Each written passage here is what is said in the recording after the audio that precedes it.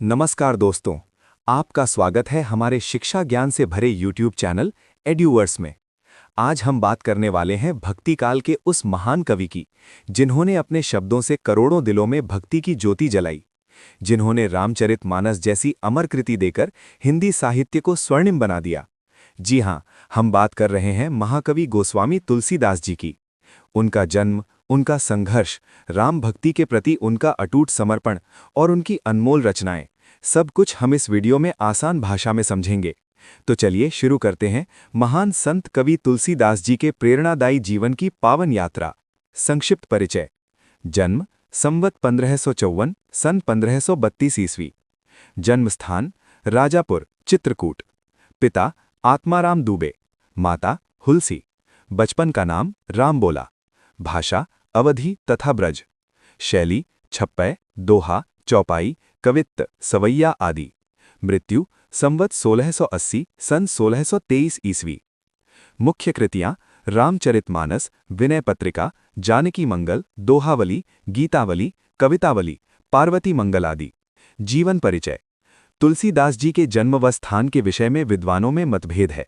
मूल गोसाई चरित एवं तुलसी चरित में इनका जन्मस्थान राजापुर बताया गया है। अन्य कुछ विद्वान सोरो नामक स्थान पर जन्मे बताते हैं।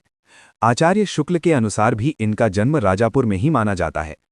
इनका जन्म संवत 1554 विक्रम सन 1532 ईस्वी में बताया जाता है और यही सर्वाधिक प्रचलित है। तुलसीदास जी के पिता का नाम आत्माराम दुबे तथा माता का नाम हुलसी था।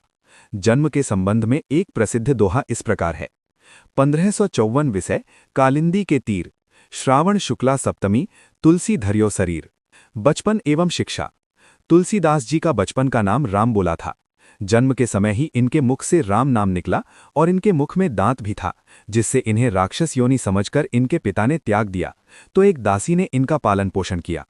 बाबा नरहरि दास ने इन्हें अपना शिष्य बनाया। इनका विवाह रत्नावली से हुआ था। एक बार भारी बरसात हो रही थी।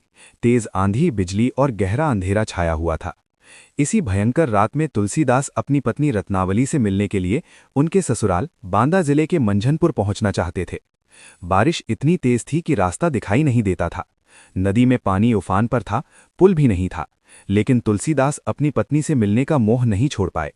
कहानी के अनुसार उन्होंने डरावनी रात में पेड़ पर लटकी एक सांप को रस्सी समझकर पकड़ लिया और बहती नदी की लाश को लकड़ी समझकर उस पर चढ़कर नदी पार कर गए।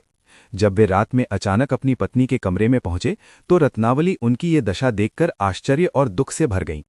तभी रत्नावली ने धिक्कार और अपशब्द कहे। रत्नावली के इन शब्दों ने तुलसीदास के हृदय को झकझोर दिया और इन्हें वैराग्य मार्ग पर प्रेरित किया। तत्पश्चात इन्होंने काशी में शेष सनातन से वेद वेदांतों की शिक्षा ग्रहण की।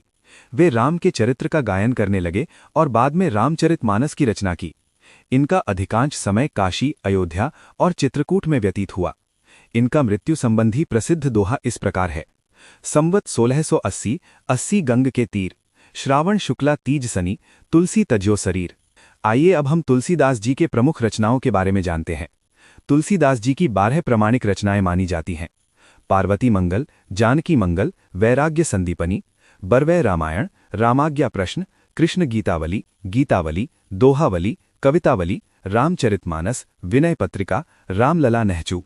दोस्तों, गोस्वामी तुलसीदास जी का जीवन हमें सिखाता है कि भक्ति, सत्य और सदाचार से बड़ा कोई बल नहीं। उनकी रचनाएं आज भी हर दिल को शांति, प्रेरणा और विश्वास देती हैं।